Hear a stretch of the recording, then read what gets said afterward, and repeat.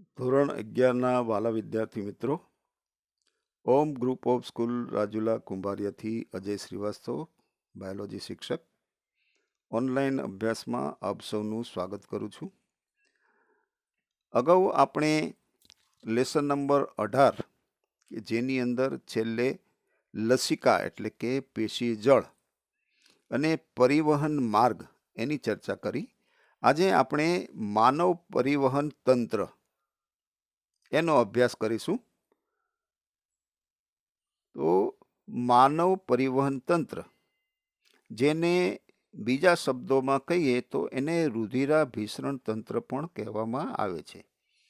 રુધિર છે એ અભિસરણ પામે છે એવું તંત્ર, એટલે એને રુધિરાભિસરણ તંત્ર કહેવામાં આવે છે. અને જે સ્નાયુલખંડી હૃદય તેમજ બંધ શાખિત રુધિર વાહિનીઓનું જાળું અને પરિવહન પામતું પ્રવાહી એટલે કે રુધિર ધરાવે છે. એટલે કે આ તંત્રની અંદર સ્નાયુલ ખંડ, જેને આપણે કહીએ હૃદય, પછી બંધ શાખિત રુધિર વાહિનીઓ એટલે કે ધમની અને શિરા, એમજ કેપેલરી, જેની અંદર પ્રવાહી સ્વરૂપે રુધિર છે એ આવેલું હોય છે. હૃદય એ મધ્ય ગર્ભસ્તરમાંથી ઉત્પન્ન થતું એક અંગ છે. હૃદય છે એ મધ્ય ગર્ભસ્તર એટલે ગર્ભસ્તર દરમિયાન જે સ્તર ઉત્પન્ન થાય છે, બાહ્ય સ્તર, બાહ્ય ગર્ભસ્તર, મધ્ય ગર્ભસ્તર અને અંતઃગર્ભસ્તર.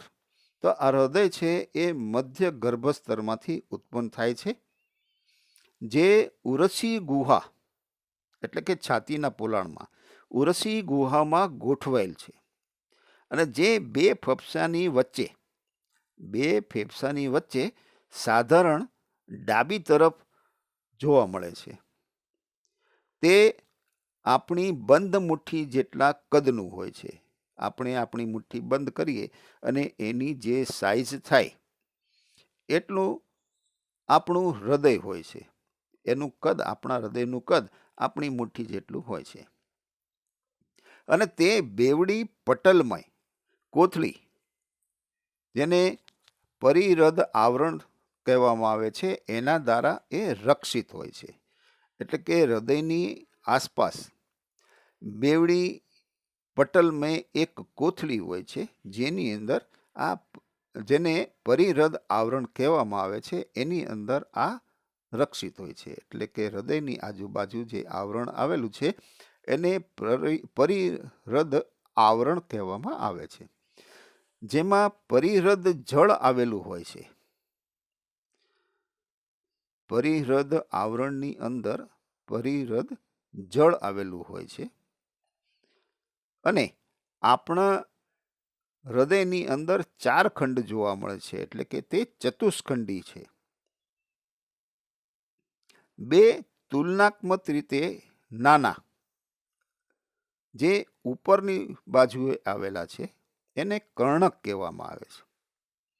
અને 2 મોટા, જે નીચેના ખંડો બનાવે છે, એને ક્ષેપક કહેવામાં આવે છે. અને આંતરકર્ણપટલ તરીકે ઓળખાતી એવી પાતળી દિવાલ જમણા અને ડાબા કર્ણકને જુદા પાડે છે. એટલે કે 2 કર્ણકોની વચ્ચે એક પાતળી, જેને આંતરકર્ણક પટલ કહેવામાં આવે છે, એવી દિવાલ હોય છે, કે જે 2 કર્ણક એટલે કે જમણા અને ડાબા કર્ણકોને જુદા પાડે છે. જ્યારે જાડી એવી દિવાલ, તેને આંતરક્ષેપક પટલ એટલે કે ડાબા અને જમણા ક્ષેપકને જુદા કરે છે. એક જ બાજુના કર્ણક અને ક્ષેપક પણ જાડી તંતુમય પેશી, કે જેને કર્ણક ક્ષેપક પટલ કહે છે, તેના દ્વારા એ જુદા પડે છે. જો કે આ પટલમાં એક છિદ્ર જોવા મળે છે. બંને બાજુએ એક છિદ્ર જોવા મળે છે, કે જ્યાં આગળ કર્ણક અને ક્ષેપક છૂટા પડતા હોય ત્યાં આગળ એક એક છિદ્ર જોવા મળે છે, જેના દ્વારા એક જ બાજુના બંને ખંડો જોડાયેલા હોય છે. જમણા કર્ણક અને જમણા ક્ષેપક વચ્ચેનું છિદ્ર છે એ 3 સ્નાયુ પડદા એના દ્વારા નિર્મિત ત્રિદલ વાલ્વ દ્વારા સુરક્ષિત છે. જમણા કર્ણક અને જમણા ક્ષેપક વચ્ચે જે છિદ્ર આવેલું છે એ 3 સ્નાયુ નાના નાના પડદા દ્વારા નિર્મિત પામેલું છે, જેને ત્રિદલ વાલ્વ કહેવામાં આવે છે. એનાથી એ સુરક્ષિત છે. જ્યારે દ્વિદલ કે જેને મિત્રલ વાલ્વ પણ કહેવામાં આવે છે, એ ડાબા કર્ણક અને ડાબા ક્ષેપક વચ્ચેના છિદ્રને સુરક્ષિત કરે છે. જમણા અને ડાબા ક્ષેપકનું અનુક્રમે ફુફ્ફુસ ધમની અને મહાધમનીમાં ખુલતા છિદ્ર એ અર્ધચંદ્રાકાર વાલ ધરાવે છે. જમણા અને ડાબા ક્ષેપક અનુક્રમે ફુફ્ફુસી અને મહાધમનીમાં ખુલતા છિદ્ર એ અર્ધચંદ્રાકાર વાલ ધરાવે છે. ને હૃદયના વાલ્વો એ રુધિરના પ્રવાહને ફક્ત એક જ દિશામાં જવા દે છે, એટલે કે કર્ણકોમાંથી ક્ષેપકોમાં.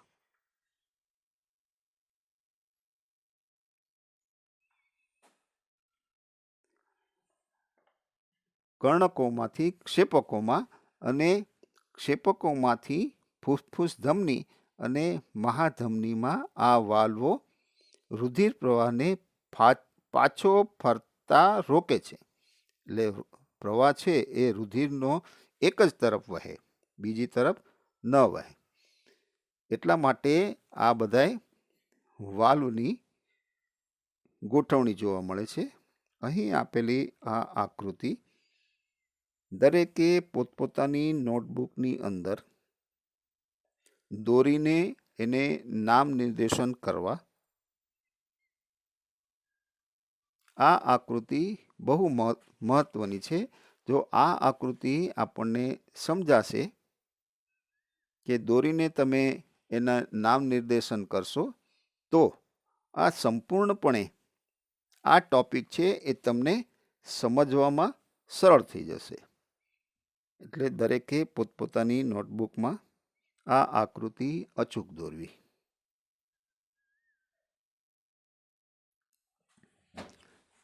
હવે સમગ્ર હૃદય એ હૃદ સ્નાયુનું બનેલું છે.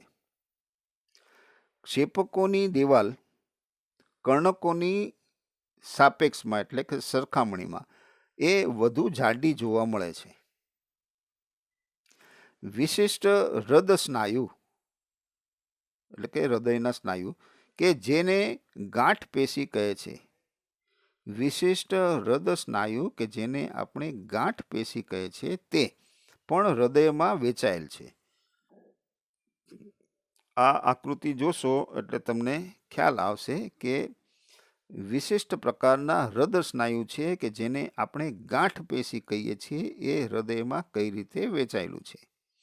તો આકૃતિમાં તમે જોશો એટલે કે પીળા રંગની એક તમને દોરી જેવી રચના દેખાય છે. એની ઉપર એક ગાંઠ જેવી રચના દેખાય છે. સૌ ઉપર જુઓ તો એસે ગાંઠ દર્શાવી છે. એ જ રીતે નીચે બીજી કર્ણક્ષેપક ગાંઠ એટલે કે પહેલી છે એ એસે નોડ અને બીજી છે એ એવી નોડ. એસે એટલે કે સાઇનો એટ્રિયલ ગાંઠ અને એવી નોટ એટલે કે એટ્રિયોવેન્ટ્રિક્યુલર નોડ અથવા તો ગાંઠ. હવે આ પેશીઓનો એક સમૂહ એ જમણા કર્ણકના ઉપરના જમણા ખૂણે આવેલ હોય છે. આ પેશીનો એક સમૂહ જમણા કર્ણકના ઉપરના જમણા ખૂણે આવેલ છે, જેને સાઇનોએટ્રિયલ કહેવામાં આવે છે. એટલે કે એને શિરાકર્ણક ગાંઠ એટલે કે SAN સાઇનોએટ્રિયલ નોડ એટલે કે ગાંઠ એને કહેવામાં આવે છે. તો સર્વપ્રથમ ઉપરના જમણા કર્ણકમાં જુઓ તો ત્યાં આગળ એક ગાંઠ પીળા રંગની ગાંઠ જોવા મળે છે. એને SAN કહેવામાં આવે છે. જ્યારે આ પેશીનો બીજો સમૂહ જમણા કર્ણકના જ નીચેના ડાબા ખૂણે કર્ણકક્ષેપક પટલની નજીક જોવા મળે છે તેને એટ્રિયોવેન્ટ્રિક્યુલર ગાંઠ એટલે કે કર્ણકક્ષેપક ગાંઠ AVN કહે છે, જે આકૃતિમાં દર્શાવ્યું છે. ઉપરની તરફ છે એ SAN એટલે સાઇનોએટ્રિયલ ગાંઠ કે શિરાકર્ણક ગાંઠ. બીજું છે એ નીચેની તરફ એ AVN એટલે કે એટ્રિયોવેન્ટ્રિક્યુલર ગાંઠ એટલે કે કર્ણકક્ષેપક ગાંઠ. ત્યારબાદ ગાંઠ તંતુનો સમૂહ કે જેને કર્ણકક્ષેપક જૂથ બંડલ કહેવામાં એટલે એવી બંડલ કહેવામાં આવે છે.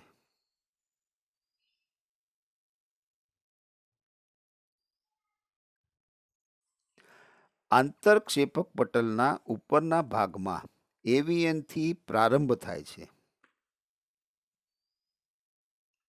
તથા તરત જમણી અને ડાબી એમ બે શાખાઓમાં વિભાજિત થઈ આંતરક્ષેપક પટલની સાથે પશ્ચ ભાગમાં આગળ વધે છે અને આ શાખાઓમાંથી સૂક્ષ્મ એવા તંતુઓ નીકળે છે કે જે આખા ક્ષેપકોના સ્નાયુમાં પોતપોતાની બાજુએ ફેલાયેલ રહેલ છે, જેને પર્કિન્જે તંતુ કહેવામાં આવે છે. આકૃતિમાં દર્શાવેલ છે કે પર્કિન્જે તંતુ.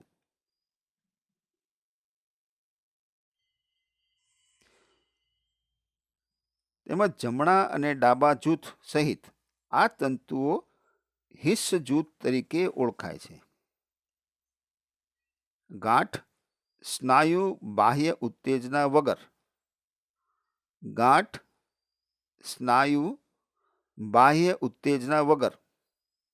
એટલે કે આ જે ગાંઠ છે એ ગાંઠ સ્નાયુ એ બાહ્ય ઉત્તેજના વગર એટલે બહારથી કોઈ એને ઉત્તેજના ન મળે તો પણ એ ઉત્તેજના વગર સક્રિય કલા વીજ સ્થિતિમાન પેદા કરવા માટે સક્ષમ છે.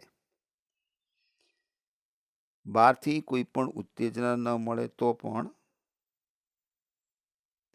એ સક્રિય કલા વીજ સ્થિતિમાન ઉત્પન્ન કરવા માટે કે પેદા કરવા માટે સક્ષમ છે. એટલે કે તે સ્વયં ઉત્તેજનશીલ હોય છે, કારણ કે તે સ્વયં ઉત્તેજનશીલ હોય છે.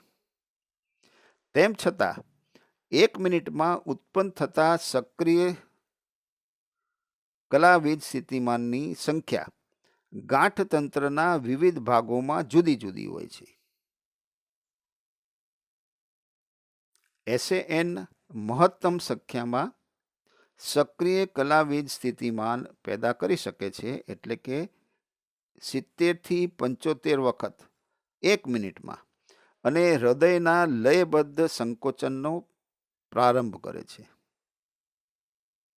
70 થી 75 વખત 1 મિનિટમાં હૃદયને લયબદ્ધ સંકોચન માટે એ પ્રારંભ કરે છે અને તે જાળવી રાખે છે.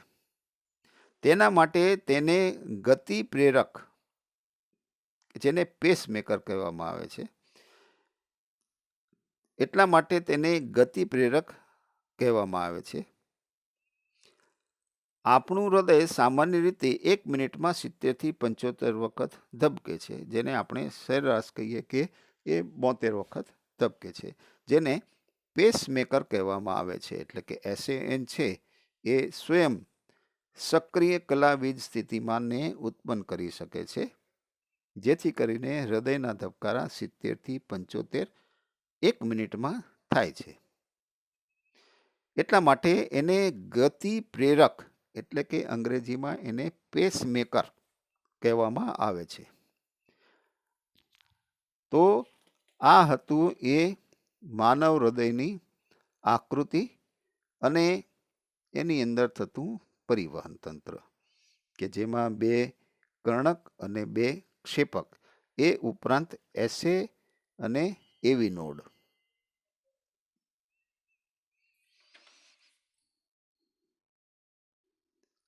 હવે આપણે આગળ ચાલીએ તો આની પછી છે કાર્ડિયાક સાયકલ, એટલે કે હૃદચક્ર. તો હૃદય છે એ કેવી રીતે કાર્ય કરે છે એ આપણે સમજવાનો પ્રયત્ન કરીએ. આ હૃદય છે એ કઈ રીતે કાર્ય કરે છે? તો શરૂઆતમાં બધા જ 4 ખંડો એ શિથિલ અવસ્થામાં હોય છે, એટલે કે તેઓ સંયુક્ત રીતે ડાયાસ્ટોલ, એટલે કે શિથિલન તબક્કો કહેવામાં આવે છે. એને ડાયાસ્ટોલ એટલે કે શિથિલ અવસ્થા, કે એ સમયે ત્રિદલ અને દ્વિદલ વાલ છે એ ખુલ્લા હોય છે. એટલે કર્ણક અને ક્ષેપક વચ્ચેની જે છિદ્ર છે એ ત્રિદલ અને દ્વિદલ વાલવાળા ખુલ્લા હોય છે, જેથી રુધિર છે એ ફુફ્ફુસ શિરા અને મહાશિરામાંથી અનુક્રમે ડાબા અને જમણા ક્ષેપકમાં, ડાબા અને જમણા કર્ણક દ્વારા પહોંચે છે.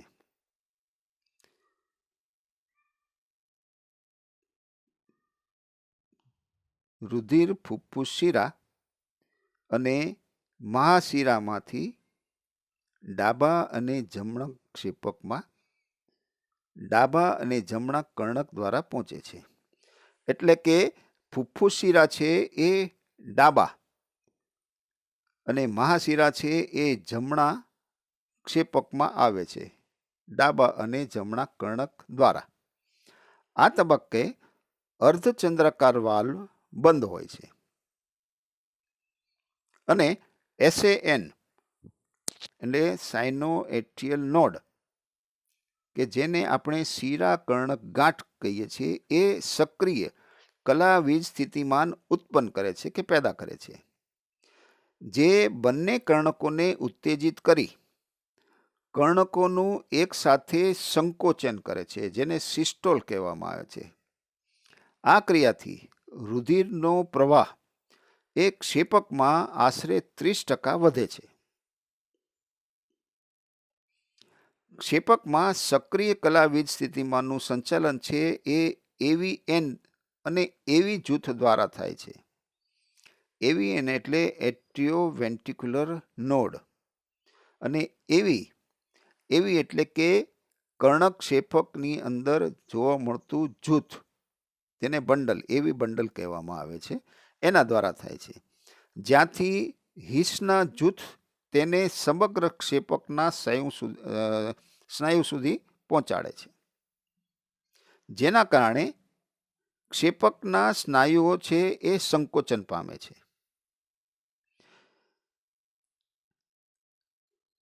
ક્ષેપકના સિસ્ટોલની એટલે સંકોચનની સાથે સાથે કર્ણક છે એ ડાયાસ્ટોલ પામે છે. ડાયાસ્ટોલ પામે છે એટલે એ પોતે પાછા શિથિલ સ્થિતિમાં જાય છે. કોણ? કર્ણક. ક્ષેપક સિસ્ટોલ, ક્ષેપક દાબ વધારે છે. સંકોચન થાય એટલે ક્ષેપકની અંદર દબાણ વધે, જેનાથી ત્રિદલ અને દ્વિદલ વાલ છે એ બંધ થઈ જાય છે, જેના કારણે રુધિરનો ઉલટો પ્રવાહ એ કર્ણક તરફ થતો નથી અને ક્ષેપક દાબ વધતા તે ફુફ્ફુસ ધમની, કે જે જમણી બાજુ આવેલી છે, અને મહાધમની જે ડાબી બાજુ આવેલી છે, એનું રક્ષણ કરતા અર્ધચંદ્રાકાર વાલ છે એ પણ ખુલી જાય છે, દબાણપૂર્વક ખુલે છે, અને જે રુધિરના પ્રવાહને ક્ષેપકોમાંથી આ રુધિર વાહિનીઓ દ્વારા પરિવહન પથમાં દાખલ કરે છે. હવે ક્ષેપકો એ શિથિલ થાય છે, એટલે કે ડાયાસ્ટોલ સ્ટેજમાં ફરીથી આવે છે, અને જેના કારણે ક્ષેપકની અંદર દાબ ઘટે છે, જેથી અર્ધચંદ્રાકાર વાલ છે એ બંધ થઈ જાય છે. જેથી રુધિરનો ક્ષેપકમાં ઉલટો પ્રવાહ છે એ અટકે છે. હજુ આગળ ક્ષેપકનું દબાણ ઘટે ત્યારે કર્ણકમાં રુધિરનું દબાણ છે એ વધારે હોય છે, જેના કારણે ત્રિદલ અને દ્વિદલ વાલ્વ છે એ પાછા ખુલી જાય છે. આવી રીતે શિરાઓમાંથી આવેલું રુધિરનો પ્રવાહ કર્ણકથી ફરી ક્ષેપકમાં શરૂ થઈ જાય છે અને ક્ષેપકો અને કર્ણકો ફરીથી અગાઉની માફક શિથિલ સ્થિતિમાં આવી જાય છે. SAN એટલે સાઇનોએટ્રિયલ નોડ એ નવા સક્રિય કલાવીજ સ્થિતિમાન ઉત્પન્ન કરે છે અને ઉપર વર્ણવેલી પ્રક્રિયા એ જ ક્રમમાં પુનરાવર્તિત થાય છે અને પ્રક્રિયા છે એ સતત ચાલતી રહે છે. આને જ કહેવાય આપણે હૃદચક્ર.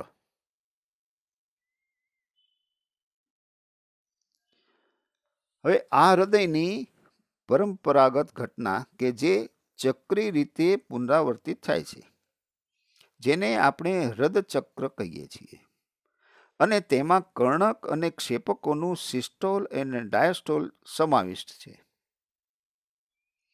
અગાઉ જણાવ્યા પ્રમાણે આપણું હૃદય છે એ પ્રતિ મિનિટે 72 વખત ધબકે છે, એટલે કે ઘણા હૃદચક્રો 1 મિનિટમાં ચાલે છે. 1 મિનિટની અંદર 72 વખત છે એ હૃદચક્ર ચાલે છે. આમાંથી નક્કી કરી શકાય કે હૃદચક્રનો સમય છે એ 0.8 સેકન્ડ છે. 1 મિનિટની અંદર 72 વખત આપણું હૃદય ધબકે તો 1 સેકન્ડમાં કે એક હૃદચક્રને કેટલો સમય લાગે? તો 72 ભાગ્યા 60 કરો એટલે 0.8 સેકન્ડ આવશે.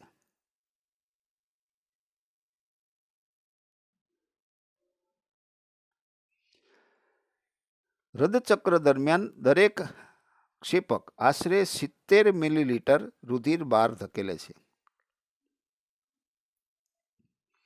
એક હૃદચક્ર દરમિયાન દરેક ક્ષેપક આશરે 70 મિલીલીટર રુધિર બહાર ધકેલે છે, જેને સ્ટ્રોક વોલ્યુમ કહેવામાં આવે છે. એક વખત એ દબાય, ક્ષેપક છે એ સંકોચન પામે એટલે 70 ml છે રુધિર બહાર નીકળે, જેને સ્ટ્રોક વોલ્યુમ કહેવામાં આવે છે. સ્ટ્રોક વોલ્યુમને હૃદ દર એટલે કે પ્રતિ મિનિટ ધબકારાની સંખ્યા વડે ગુણવાથી હૃદ કાર્યક્ષમતા મળે છે. તે માટે હૃદ કાર્યક્ષમતાને દર મિનિટે દરેક ક્ષેપક દ્વારા બહાર કાઢવામાં આવતા રુધિરનું કદ તરીકે વ્યાખ્યાયિત કરવામાં આવે છે, જે એક સ્વસ્થ વ્યક્તિમાં 5000 મિલીલીટર અથવા 5 લીટર જેટલું હોય છે. આપણે સ્ટ્રોક વોલ્યુમ તથા હૃદ દરને બદલવાની ક્ષમતા ધરાવીએ છીએ, તેથી હૃદ કાર્યક્ષમતા પણ બદલાય છે. ઉદાહરણ તરીકે સામાન્ય માણસ કરતાં રમતવીર છે એનું હૃદ કાર્યક્ષમતા ઘણી વધારે જોવા મળે છે.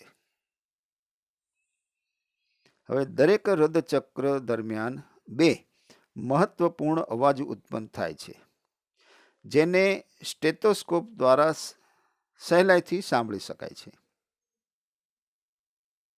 સ્ટેથોસ્કોપ એટલે કે જે ડૉક્ટર છે પોતાના કાનમાં અને દર્દીના છાતી કે પીઠ ઉપર મૂકીને અવાજ સાંભળે એ એક યંત્ર છે, જેને સ્ટેથોસ્કોપ કહેવામાં આવે છે. હવે પ્રથમ હૃદયનો જે અવાજ છે એ લબ એવું સંભળાય. એ ત્રિદલ અને દ્વિદલ વાલ્વના બંધ થવા સાથે સંકળાયેલું છે. એટલે કે કર્ણક અને ક્ષેપક વચ્ચે આવેલ છિદ્ર કે જે ત્રિદલ અને દ્વિદલ વાલ્વ વાળા રક્ષિત છે, એનો અવાજ આવે. જ્યારે એ બંધ થાય ત્યારે લબ એવો અવાજ થાય. જ્યારે બીજો હૃદયનો અવાજ છે એ ડબ એટલે કે અર્ધચંદ્રાકાર વાલ્વ છે એ બંધ થાય છે, એની સાથે સંકળાયેલો છે. અને આ અવાજ છે એ દાક્તરી નિદાનના ચિહ્નો છે. કોઈ પણ દર્દી હોય એમાં ડૉક્ટર છે આ સ્ટેથેસ્કોપ મૂકીને લબ ડબ એવા એ શબ્દો સાંભળે છે. એ શબ્દ ઉપરથી એ નિદાન કરે છે કે એના દ્વિદલ કે ત્રિદલ કે પછી અર્ધચંદ્રાકાર વાલમાં તકલીફ છે કે નહીં. આ સાથે આપણે આજે અહીં વિરામ લેશું. આવતીકાલે આપણે આપણા પાઠને આગળ ચલાવશું. એ પહેલાં અહીં આપેલી આકૃતિ, હૃદયની આકૃતિ, એ દરેકે પોતપોતાની નોટની અંદર અચૂક 2 કે 3 વખત દોરી અને યાદ કરવી.